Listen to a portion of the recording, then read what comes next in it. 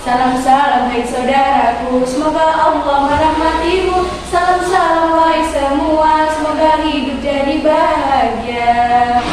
Assalamualaikum warahmatullahi wabarakatuh. Awalan ismahuli an wa'arifakum nafsi. Ismi Ainia Azkiul Fitri wa hadhihi ismi Nabilatul Khairah. Fi hadzal fursah nuridu an nusyarrih al-hadits bil mawdu' al-ma'ruf nahi wal munkar. Al-hadits rabi' wa thalathun fil kitab Arba'in Nawawi. Bismillahirrahmanirrahim.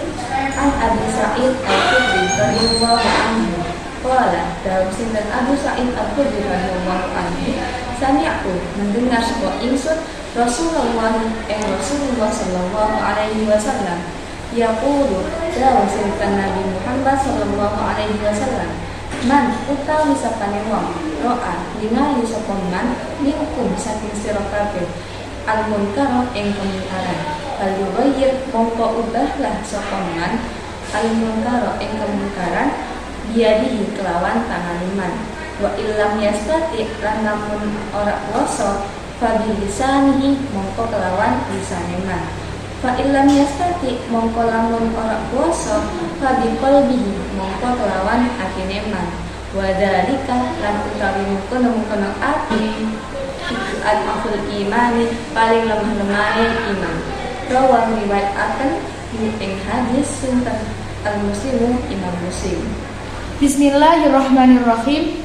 An Abi Sa'id Al-Khudri radhiyallahu anhu, dari Abi Sa'id Al-Khudri radhiyallahu anhu, qala sami'tu Rasulullah sallallahu alaihi wasallam, beliau berkata, aku mendengar Rasulullah sallallahu alaihi wasallam yaqulu, bersabda, man ra'a minkum munkaron, barang siapa melihat kemungkaran, falyughayyirhu biyadihi, maka ubahlah dengan tangannya, wa illam yastati, apabila tidak mampu, fabilisanihi, maka dengan lisannya, fa illam yastati, apabila tidak mampu juga, fabiqalbihi, maka dengan hatinya, wadalika at'aful imani, dan itulah selemah-lemahnya iman. Hadis riwayat Muslim. Hadis yang kami bacakan tadi merupakan hadis sahih yang diriwayatkan oleh Imam Muslim dalam kitabnya Al-Iman, bab al-nahyu al-munkar minal iman. Selain itu, hadis ini juga diriwayatkan oleh, yang pertama, diriwayatkan oleh Abu Daud dengan nomor hadis 1140 dan 4340 dengan kualitas hadis sahih. Yang kedua, diriwayatkan oleh Imam At-Tirmidzi dengan nomor hadis 2172 dengan kualitas hadis hasan sahih. Yang ketiga, oleh Imam An-Nasa'i nomor hadis 5008 dengan kualitas hadis sahih. Dan yang keempat, oleh Ibnu Majah nomor hadis 4013 dan juga 1275 dengan kualitas hadis sahih. Adapun yang terakhir diriwayatkan oleh Imam Ahmad dengan nomor hadis 11073, 11.150, 11.460, 11.492, 11.514, dan 11.876. Adapun sanad hadis ini bersumber dari Abu Sa'id Al-Khudri. Awalnya Abu Sa'id meriwayatkan seorang diri, kemudian diriwayatkan oleh banyak perawi.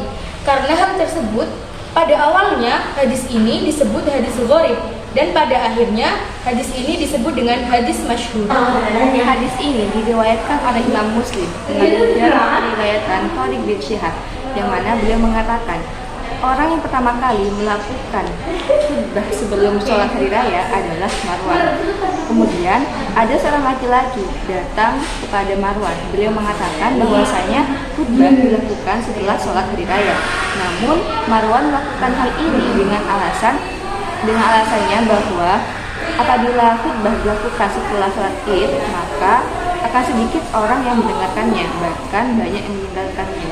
Nah, seorang laki-laki yang datang kepada Marwan ini merupakan bentuk pengingkaran terhadap kemungkaran.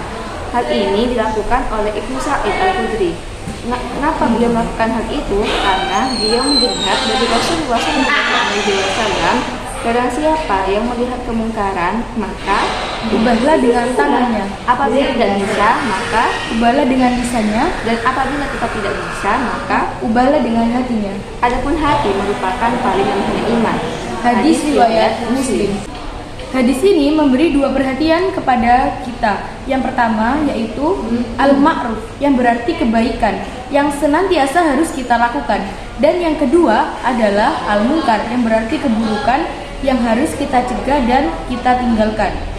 Nah, pada hakikatnya al-ma'ruf nahi munkar ini dititik beratkan untuk menghilangkan keburukan, kerusakan, dan kemungkaran lainnya yang dapat mengakibatkan dampak negatif lainnya. Karena berdasarkan firman Allah Subhanahu wa taala dalam Quran surat Al-Imran ayat 110, A'udzu billahi minasyaitonir rajim. Bismillahirrahmanirrahim.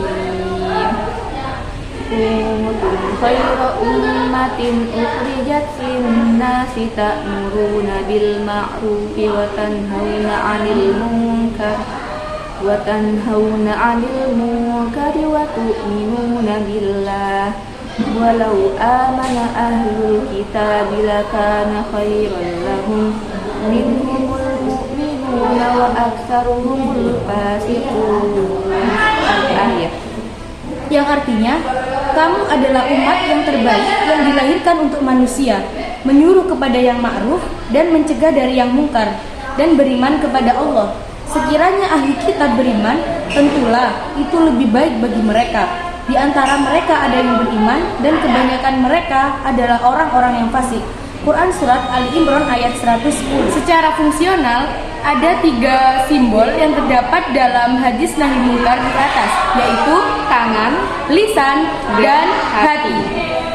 3 simbol tersebut menunjukkan tingkatan dalam melakukan amar ma'ruf nahi munkar. Simbol pertama dan kedua wajib dilakukan bagi seseorang yang mampu melakukannya. Simbol yang ketiga yaitu dengan hati, yang mana hati ini merupakan paling lemah-lemahnya iman. Apabila kalian tidak mengingkari kemungkaran dengan hati, maka ia akan binasa. Berdasarkan uraian tadi, hukum amar ma'ruf nahi munkar menggunakan lisan dan tangan yaitu fardu kifayah. Sedangkan mengingkari dengan hati hukumnya yaitu fardu ain. Sesuai dengan yang dikemukakan oleh Imam Ibnu Rajab, yaitu wajib hukumnya mengingkari kemungkaran sesuai dengan kemampuan dan mengingkari dengan hati sesuatu yang harus dilakukan. Barang siapa yang tidak mengingkari dengan hati, maka ini pertanda hilangnya keimanan dari hatinya. Lalu, bagaimanakah cara mencegah kemungkaran itu? Yang pertama yaitu dengan sikap bijaksana dan arif.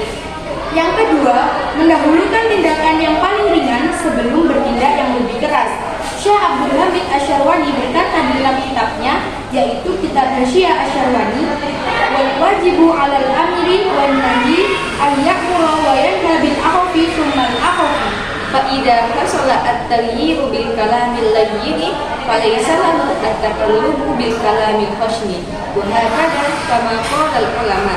Yang artinya, wajib bagi orang yang melakukan amar ma'ruf nahi munkar untuk bertindak yang paling ringan dulu, kemudian yang agak keras. Sehingga ketika kemungkaran sudah bisa hilang dengan ucapan yang halus, maka tidak boleh dengan ucapan yang kasar, dan begitu seterusnya.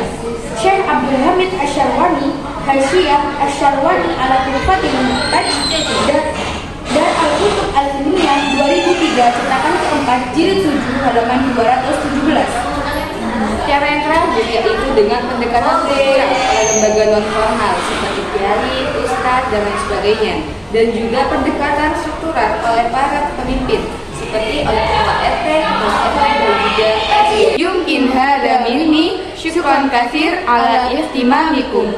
Assalamualaikum warahmatullahi wabarakatuh.